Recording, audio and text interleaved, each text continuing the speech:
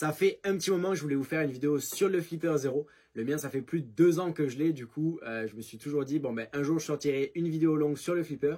Mais en fait, je ne savais pas sur quoi.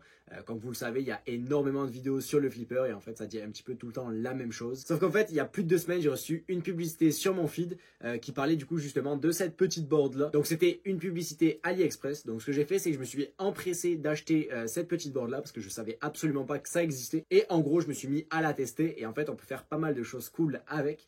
Donc, si jamais c'est quelque chose qui vous intéresse après la vidéo d'acheter cette petite board là, je vous mettrai un lien dans la description de cette vidéo. Donc, c'est un lien qui est affilié. Donc, chaque commande que vous faites à travers mon lien AliExpress, en gros, je vais recevoir quelques euros. Donc, ça aide pour la chaîne pour que je puisse justement acheter d'autres équipements, vous faire des vidéos dessus. Donc, si jamais vous voulez passer par le lien, je vous en remercie. Sinon, c'est pas grave. Donc, cette vidéo là va être en 3 étapes. Donc, la présentation de la board, comment l'installer et puis après quelques tests. Donc si jamais tu es nouveau sur la chaîne, je me présente, je m'appelle Loïc et je fais des vidéos sur la cybersécurité, l'AI et la robotique. Donc n'hésite pas à t'abonner pour ne pas manquer les prochaines vidéos. Et du coup, je te présente ça tout de suite. Donc la carte se présente comme ceci. Donc comme vous pouvez le voir juste ici, donc je vais zoomer. Donc ça c'est le devant de la carte. Comme vous pouvez le voir, ça c'est le derrière. Alors moi je suis particulièrement fan de cette écriture là, c'est vraiment, vraiment bien fait je trouve. Surtout pour du AliExpress, il ne faut vraiment pas dénigrer AliExpress justement parce qu'ils font vraiment de la bonne qualité. Donc comme vous pouvez le voir ici, il y a un port USB-C, donc c'est celui-ci qu'on va utiliser pour se connecter sur l'ordinateur. Ici, il y a un port de carte SD. Du coup, ce qu'il va falloir faire, c'est qu'il va falloir mettre une carte SD à l'intérieur pour avoir des nouveaux scripts à ajouter au Flipper.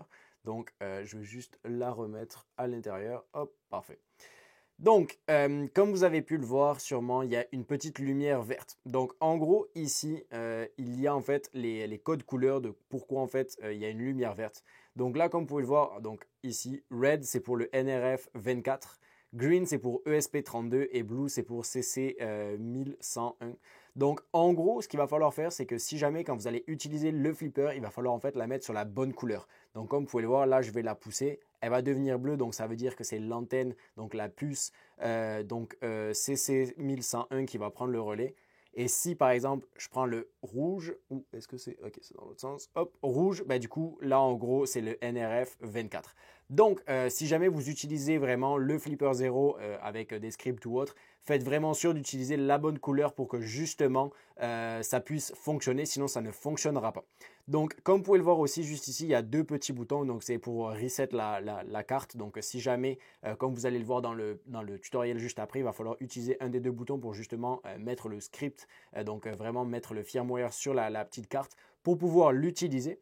Et vraiment du coup derrière, comment ça se passe? Il y a donc les puces, donc je pense que devant, ouais, ici c'est la ESP32 si je ne dis pas de bêtises.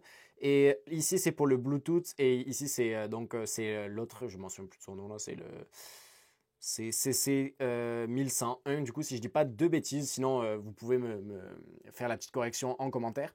Et du coup là comme vous pouvez le voir, il y a aussi une autre switch, donc que ça soit TX ou RX. Donc TX vraiment c'est pour donc RX, donc c'est vraiment si vous voulez recevoir, donc c'est vraiment pour amplifier les de recevoir en fait des signaux, et TX en fait c'est quand vous envoyez des signaux, donc c'est pour amplifier les signaux de la board.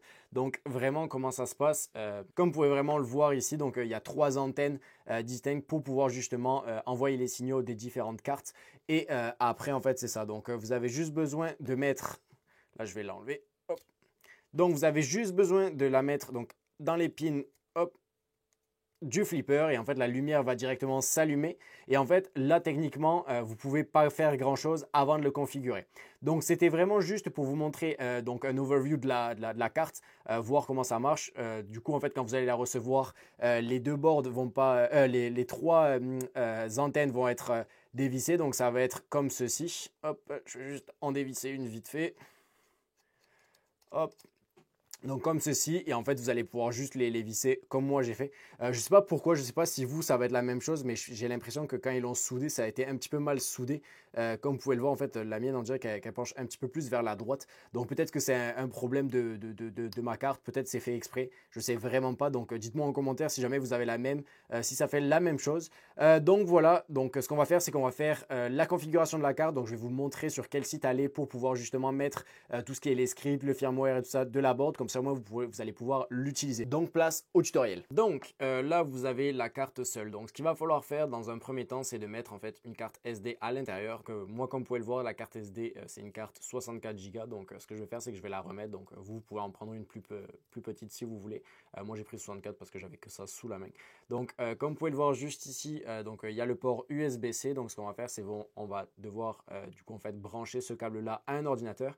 Mais avant ça, il va falloir vraiment cliquer sur ce bouton juste ici, juste avant de se connecter. Et en fait, au moins, vous allez pouvoir... donc en fait, l'ordinateur va pouvoir détecter la carte, sinon ça ne va pas fonctionner. Et il va falloir aussi faire sûr qu'en gros, ça soit au milieu. Donc dès que vous allez le brancher, normalement, la lumière va être verte. Si c'est une autre couleur, malheureusement, l'ordinateur ne va pas le détecter. Donc enlevez le câble, mettez-le sur le vert et puis après, refaites la même manipulation. Donc là, comme vous pouvez le voir, je vais rester appuyé dessus. Je vais mettre le câble à l'intérieur. On va devoir entendre l'ordinateur qui va le détecter. Parfait. On peut enlever le bouton. Super. Donc là, ce que je vais faire, c'est que je vais poser celle-là parce qu'on n'a plus besoin de rien faire. Ensuite, donc, ce qu'on va faire, c'est qu'on va cliquer sur Connect. Comme vous pouvez le voir juste ici, il y a la ESP32S2. Donc, ce que vous allez faire, c'est que vous allez cliquer dessus, Connect. Puis là, en fait, comme vous pouvez le voir, ça essaie de se connecter. Donc, parfait, ça a été successful. Ça a essayé de se connecter. Là, vous avez l'adresse MAC de ma carte. Donc, tout s'est bien passé là-dessus. Ce que vous allez pouvoir faire, c'est de cliquer sur la board. Donc, comme vous pouvez voir, la mienne, c'est la Flipper Dev Board. Vous, c'est exactement la même chose. Donc, vous cliquez dessus. Vous prenez la dernière version. Donc, c'est la 1.8.4. Vous cliquez là-dessus. Puis, le firmware, c'est Marauder. Donc, comme la mienne est Marauder. Comme vous pouvez le voir, il y a pas mal d'autres boards. Nous, dans ce cas-là, ce n'est pas les autres qu'on va prendre, c'est vraiment celle-ci. Donc, ce que vous pouvez faire, pareil, vous pouvez, donc, si jamais vous en avez une autre, en prendre une autre. Moi, c'est vraiment celle-ci que j'ai prise. Donc, vous pouvez cliquer là-dessus, Marauder, puis après, vous pouvez faire Programme. Donc, comme vous pouvez le voir, c'est en train de flasher directement donc là, la carte. Donc, ça le fait automatiquement. Parfait, donc comme vous pouvez le voir ici, Flash Process, ça s'est super bien passé. Donc Restart the board or disconnect to use the device. Donc ce que vous allez pouvoir faire, c'est juste déconnecter la carte pour justement l'utiliser. Et puis du coup maintenant on peut aller directement sur la carte. Donc si jamais tout ce que je vais vous montrer dans cette vidéo, c'est juste vraiment pour de l'éducation et ne le faites pas sur des réseaux ou sur des appareils qui ne vous appartiennent pas, je ne serai absolument pas responsable. Donc c'est vraiment juste pour de la connaissance et non le faire sur d'autres gens. Merci beaucoup. Parfait, donc maintenant pour le test, ce que je vais faire, c'est que je vais prendre le flipper, mettre la carte juste dessus, hop, donc on va la brancher, parfait. Donc ce qu'on va faire, c'est qu'on va rallumer le flipper, super, parfait, donc toujours triste comme d'hab. Vous pouvez aller dans Applications, et là, vous allez pouvoir aller dans GPIO. Donc GPIO, c'est vraiment tout ce qui est utilisé avec les espèces de pins là, qui sont dans le flipper, donc vous pouvez cliquer là-dessus. Et là, vous allez voir qu'il y a plusieurs choses. Donc, ce qu'on va faire aujourd'hui, on ne va pas voir tout parce que ça va prendre vraiment beaucoup de temps sinon. Mais ce qu'on va faire, c'est qu'on va faire quelques petits tests, par exemple, avec l'ESP. Donc, si jamais, par exemple, comme vous pouvez le voir ici, Evil Portal, on va le voir juste après, Wi-Fi Marauder, etc. Il y en avait un qui était vraiment intéressant pour ça. Donc, c'est le Evil Portal. Donc, ce qu'on va faire, c'est qu'on va faire Start Portal. Parfait. Donc là, comme vous pouvez le voir, il y a plusieurs choses. Ça, si jamais c'est un portail qui est donc malicieux, mais si jamais c'est vraiment celui par défaut, donc qui est vraiment assez intéressant, mais qui a rien. Et si jamais vous avez aussi la possibilité d'en télécharger ailleurs qui sont un petit peu mieux faits, mais je ne vous mettrai pas de lien. Ça, c'est vraiment à vous d'aller chercher si jamais vous voulez le faire. Donc, ce qu'on va faire, c'est que je vais mettre mon téléphone juste ici. Et comme vous pouvez le voir, donc là, il y a mes deux réseaux. Et vous pouvez voir que là, il y a Free. Donc, si je clique là-dessus, parfait. Il y aura une nouvelle page qui va apparaître. Donc là, c'est vraiment celle par défaut. Donc si je monte, donc ils mettent que c'est un exemple de la page. Donc Evil, donc le portal, ne pas mettre d'informations qui sont réelles à l'intérieur. Et si par exemple je mets GGGG et si je mets par exemple abonne, bon c'est pas grave, j'ai fait une faute, abonne-toi, oula, abonne-toi, ok, et que je mets submit. Ce qui va arriver en fait, c'est que je vais avoir en fait l'information directement sur le flipper. Donc là, comme vous pouvez le voir, GGGG, abonne-toi. Mais si jamais des gens mal intentionnés, par exemple, feraient un autre portail, ben en gros, ils pourraient très bien mettre d'autres genres d'informations. Si par exemple, là, comme vous pouvez le voir, je mets par exemple, si je mets Loïc, tac, abonne-toi, même si je l'écris n'importe comment, je clique dessus, hop. Parfait, ben là vous pouvez le voir que directement sur le flipper, Loïc, abonne-toi, ça se met directement dessus. Donc en gros, ça permettra en fait de récupérer des informations directement. Donc je sais qu'il y a des gens qui l'ont fait avec par exemple des trucs de Apple, par exemple des trucs YouTube, etc. pour récupérer des informations. Donc c'est pour vraiment vous montrer qu'il faut surtout jamais vous connecter directement sur des portails, donc des Wi-Fi qui sont gratuits parce que ça peut être vraiment dangereux, surtout si vous demandent de vous connecter. Parfait, donc ce qu'on va faire, c'est que maintenant, on va aller voir quelque chose d'autre. Je vais juste l'arrêter, sinon ça ne va pas. Donc maintenant, pour la deuxième exemple de scène-là, donc ce qu'on va faire, c'est qu'on va faire Wi-Fi maraudeur. Et en fait, comme vous pouvez le voir, en fait, juste ici, donc attaque, donc là, ça serait la de-authentification, probation. J'avais fait aussi une vidéo là-dessus sur le SP32, donc si jamais vous voulez la voir, n'hésitez pas. Et si par exemple, là, par exemple, pour l'exemple, ce qu'on va faire, c'est qu'on va faire un Rickroll. Donc si je sélectionne Rickroll et que j'attends, comme vous pouvez le voir, en fait, juste ici, il y a écrit genre Never gonna let you down, comme dans la musique, en fait.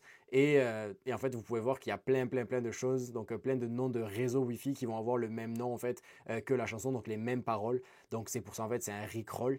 Mais en fait, vous pourriez faire énormément de choses, en fait, en supplémentaire. Et en fait, il y a des choses qui sont même pas, en fait, listées à l'intérieur, que vous pouvez aller chercher directement manuellement. Mais par exemple, comme vous pouvez le voir, ça, c'est juste pour le ESP, donc c'est vraiment super intéressant. Puis après, si on descend, vous pouvez voir qu'il y a pas mal de choses qui peuvent être utilisées en fait directement en gros avec cette petite board. Mais en gros, je ne vais pas faire le tour de tous les nouveaux scripts, etc. Si c'est une vidéo qui vous intéresse, n'hésitez pas à me le dire en commentaire. Peut-être que j'en ferai une vidéo où je fais vraiment le tour de celui-ci, donc avec toutes les fonctionnalités que vous pourriez faire. Mais dans ce cas-là, je ne vais pas le faire parce que sinon ça prendrait beaucoup trop longtemps. Donc c'est vraiment juste pour vous montrer qu'est-ce que vous pourriez faire, par exemple, juste avec le ESP32, mais avec les autres puces, vous pourriez faire bien plus que ça. Merci beaucoup d'avoir regardé cette vidéo. On est de plus en plus nombreux et je vous remercie pour ça. Si la robotique, l'AI ou la cybersécurité t'intéressent, n'hésite pas à t'abonner pour ne pas manquer les prochaines vidéos. C'était Loïc. Salut!